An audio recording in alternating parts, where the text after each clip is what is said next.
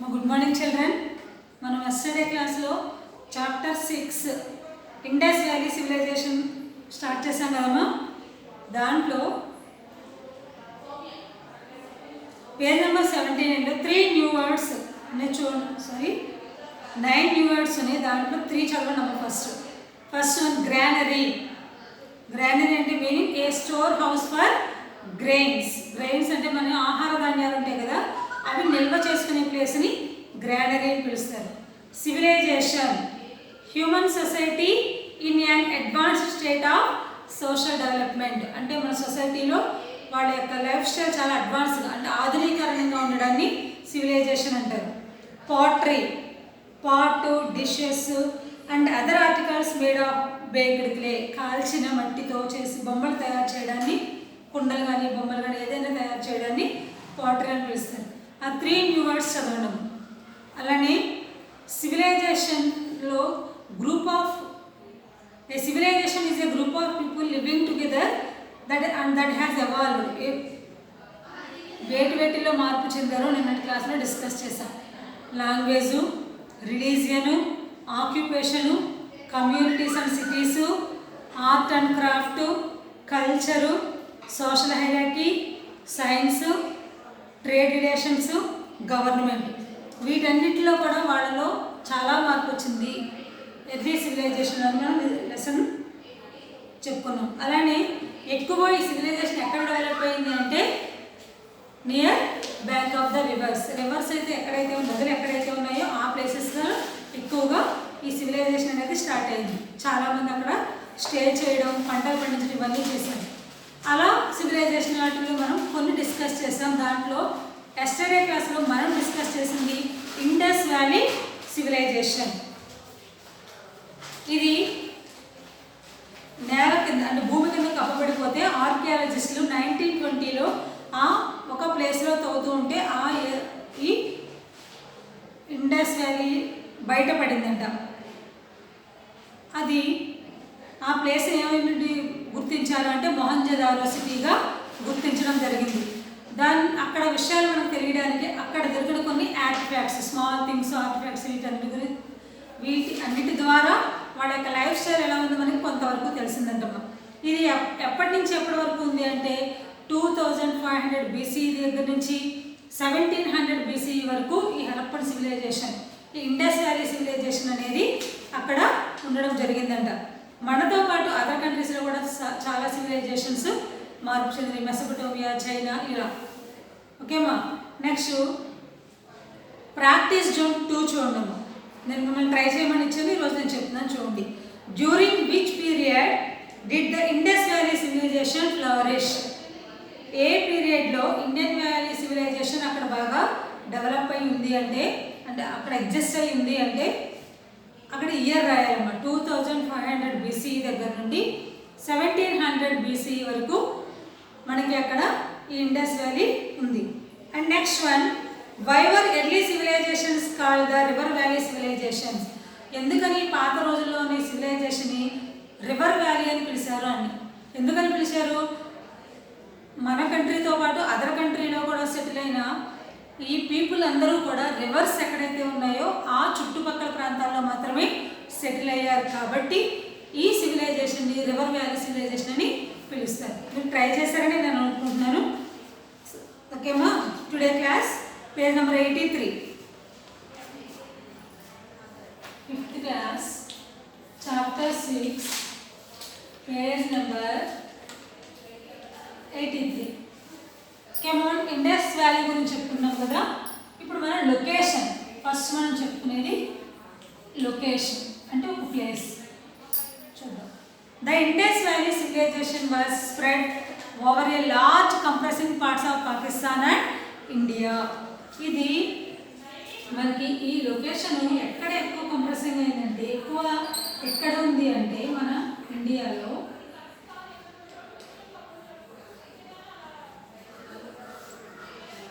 ఇది ఇండియా, ఇది పాకిస్తాన్ కదా మనకి. ఇది పాకిస్తాన్, ఇండియా. ఇది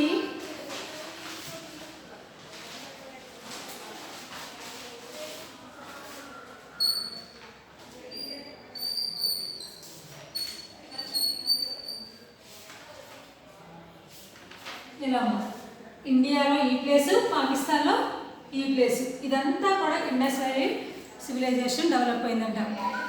పాకిస్తాన్, ఇండియా కనిపిస్తుందమ్మా నేను డ్రా చేసింది, ఈ ప్లేస్ అంతా కూడా Indus valley. The main civilization was situated near the river Indus and its tributaries. మనకి పాకిస్తాన్లో ఫ్లో అయ్యే రివర్ ఏంటి?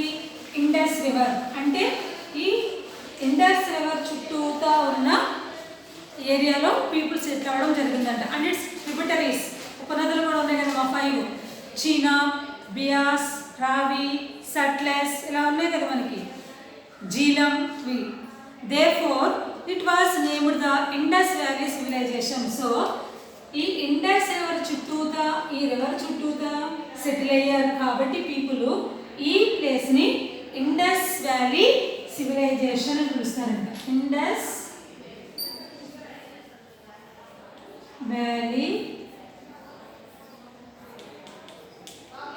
సివిలైజేషన్.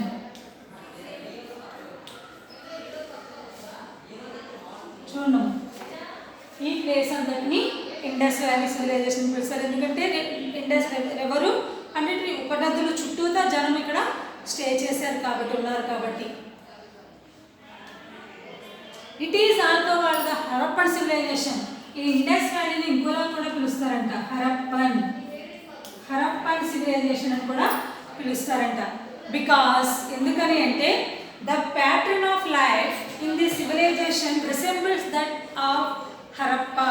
ఎందుకనంటే అక్కడ ఉండే లైఫ్ యొక్క ప్యాటర్న్స్, అంటే ఒక క్రమ పద్ధతులు అంటారు. ప్యాటర్న్ అంటే ఒకే విధంగా ఉండడం, అవన్నీ చూస్తే వాడి యొక్క లైఫ్ స్టైల్ని చూస్తే హరప్పా పీపుల్ని రిసెంబుల్ చేస్తుందంట. అందుకని దీన్ని హరప్పన్ సివిలైజేషన్ అని కూడా పిలుస్తారంట.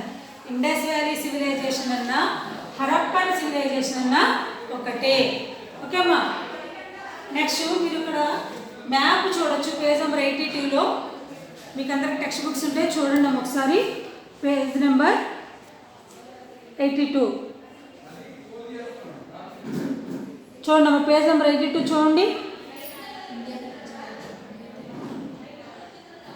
ఒకసారి. పేజ్ నెంబర్ 82 మీకు టెక్స్ట్ బుక్స్ ఉంటాయి కదా, అబ్జర్వ్ చేయండి, నేమ్స్ చూడండి. అలానే 83లో కూడా చూడండి అమ్మ, ఇక్కడ కనిపిస్తుందా?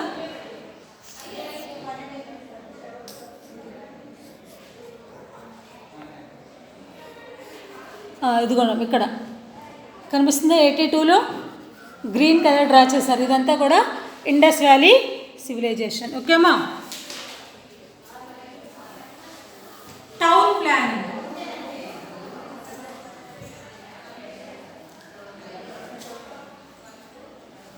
చూడండి ఇక్కడ ఇచ్చిన 82లో ఇచ్చిన మ్యాప్లో చూడమ్మా, early states of the world world. ఇప్పుడు మనకి ప్రపంచం మొత్తం చాలా కంట్రీస్, చాలా స్టేట్స్ ఉన్నాయి. కానీ పాత రోజుల్లో స్టేట్స్ చూడండి ఎన్ని ఉన్నాయో, అంటే సివిలైజేషన్స్ అయినా కొన్ని ఏరియాస్ మాత్రమే. ఈజిప్ట్, మెసొపటోమియా, ఇండస్ వ్యాలీ, చైనా, ఇవి మాత్రమే. Egypt, Mesopotamia, Indus valley, China, ఇవి మాత్రమే ప్రపంచంలో ఉన్న స్టేట్స్ బాగా పాత రోజులు, ఓల్డెన్ డేస్లో. ఇప్పుడు ఇక్కడ టౌన్ ప్లానింగ్ చూడము. The Indus valley people lived in the first cities in India. They were very good. మన ఇండియాలో ఫస్ట్ సిటీస్ ఎక్కడ ఏర్పడ్డాయి అంటే ఇండస్ వ్యాలీలో. They were very good in town planning. అక్కడ ఉన్న పీపుల్ వాళ్ళు ప్లాన్ చేసుకోవడం, అంటే వాళ్ళు ఇల్లు కట్టే విధానం, టౌన్ ప్లాన్ చేసుకోవడం చాలా చక్కగా చేసుకునేవాళ్ళంట. Such a system of town planning was not to be found anywhere in the world at that time. ఈ ఇండస్ వ్యాలీ పీపుల్ ప్లాన్ చేసుకున్న ఈ టౌన్ సిస్టము ఆ టైంలో వరల్డ్లో ఎక్కడ కూడా లేదంట. ఒకసారి చూడండి పేజ్ నెంబర్ 83.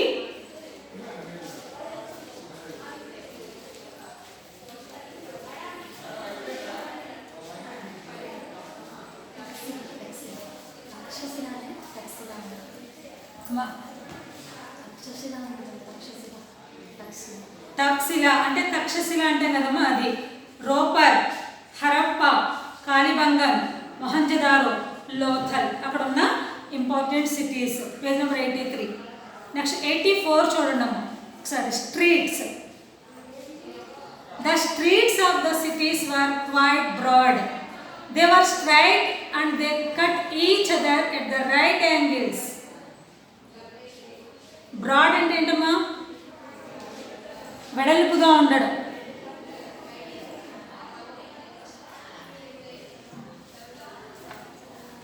ఇవి చాలా వెడల్పుగా ఉండేవంట. దే వర్ స్ట్రైట్, ఆ స్ట్రీట్స్ ఎలా చాలా స్ట్రైట్గా ఉండి, and they cut each other at right angles. ఈ స్ట్రీట్స్ ఇలా స్ట్రైట్గా ఉండి అవి కట్ అవడం ఎప్పుడు కూడా రైట్ యాంగిల్. అంటే మనం ఎలా మనం వీధిలో వెళ్తాం, ఇటు తిరుగుతాము ఇటు తిరుగుతాము, కానీ ఇక్కడికి వచ్చేటప్పటికి ప్రతిసారి కూడా రైట్ యాంగిల్, వాళ్ళు రైట్ యాంగిలే తీసుకుంటూ ఉంటారంట. రైట్ యాంగిల్ వచ్చే విధానంగా వాళ్ళు డిజైన్ చేసుకున్నారంట. So that the blowing winds clean them. అలా వాళ్ళు అలా స్ట్రీట్ డిజైన్ చేసుకోవడం వల్ల చక్కటి గాలి వచ్చి రావడానికి వీలుగా ఉండేదంట. The streets had rounded corners to enable the heavy cars to take turn easily.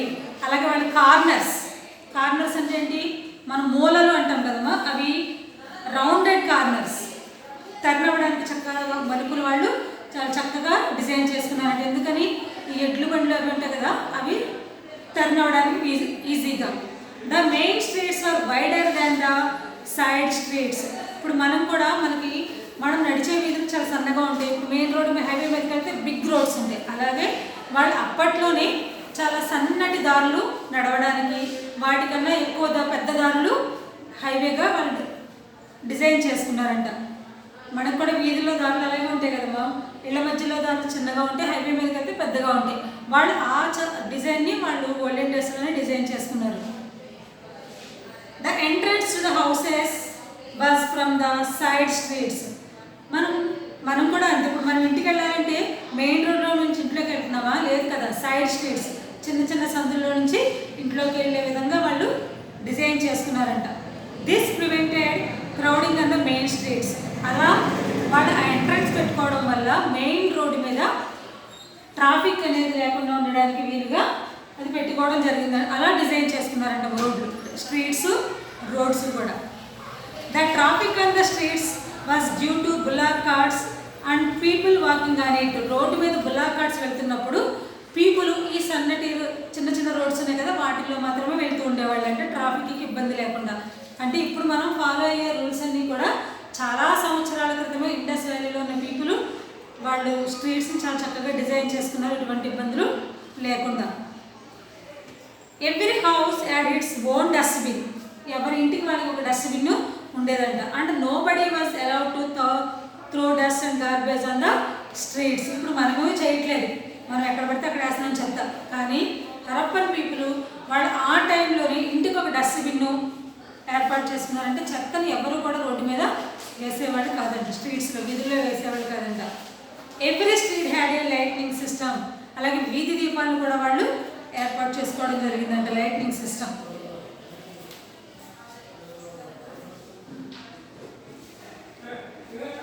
ఓకేమ్మా, ఈరోజు నేను చెప్పిన లెసను ఇండస్ వ్యాలీ పీపుల్ని హరప్పన్ పీపుల్ అని కూడా పిలుస్తారని, హరప్పన్ సివిలైజేషన్ అని కూడా పిలుస్తారని, వాళ్ళకి చక్కటి టౌన్ ప్లానింగ్ ఉందని, అలానే పేజ్ నెంబర్ 82లో ఓల్డ్ స్టేట్స్ ఏవేంటి అని చెప్పుకున్నాం. Egypt, Mesopotamia, Indus valley, China. అలానే వాళ్ళకి చాలా చక్కటి టౌన్ ప్లానింగ్ ఉందని, అలాంటి టౌన్ ప్లానింగ్ ప్రపంచంలో ఎక్కడా లేదంట ఆ టైంలో. హరప్పన్ పీపుల్ ఉన్న టైంలో ఇటువంటి టౌన్ ప్లానింగ్ ఎక్కడా లేదని. అలానే ఈ ఇండస్ వ్యాలీ ఎక్కడ స్ప్రెడ్ అయింది, ఇండియా అండ్ పాకిస్తాన్ దగ్గర ఉన్న ఇండస్ రివర్, ఇండస్ దాని ఉపనదుల చుట్టూ హరప్పన్ సివిలైజేషన్ డెవలప్ అయిందని మనం చెప్పుకున్నాం కదా ఈరోజు. అది టౌన్ ప్లానింగ్లో స్ట్రీట్స్ గురించి డిస్కస్ చేసాం. చాలా పెద్ద రోడ్లు ఉంటాయి, ప్రతి రోడ్డు కూడా రైట్ టర్నింగే ఉంటుంది, కార్నర్స్ చాలా చక్కగా పెట్టుకుంటారు వాళ్ళు టర్న్ అవ్వడానికి వీలుగా. రోడ్డు మీద ట్రాఫిక్ లేకుండా పీపుల్ చిన్న చిన్న వీధుల్లో నడుస్తారు. వాళ్ళ ఇంట్లోకి ఎంటర్ అయ్యేది కూడా విలేజ్ చిన్న స్ట్రీట్స్లో నుంచి, స్మాల్ స్ట్రీట్స్లో నుంచి సైడ్ స్ట్రీట్స్ అంటే ఏంటి, చిన్న చిన్నవి. మనం ఫుట్పాత్ అంటూ ఉంటాం కదా, అలా ఫుట్పాత్ మీద నడిచేవాళ్ళు అంటే అప్పట్లోని, అంటే వాళ్ళు రోడ్డు మీద వెళ్ళే ట్రాఫిక్కి ఇబ్బంది లేకుండా. ఇప్పుడు మన రోడ్డు మీద ఎంత ట్రాఫిక్ ఉన్నా మనం అడ్డంగా వెళ్ళిపోతాం, వాళ్ళే ఆగాలి వచ్చేటప్పుడు కదా.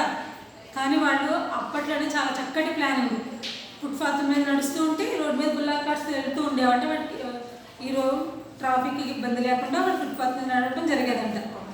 అలానే ప్రతి ఇంటికి ఎవరింటికి వాళ్ళకి డస్ట్బిన్ ఉండేది, చెత్తను రోడ్డు మీద వేసేవాళ్ళు కాదంట.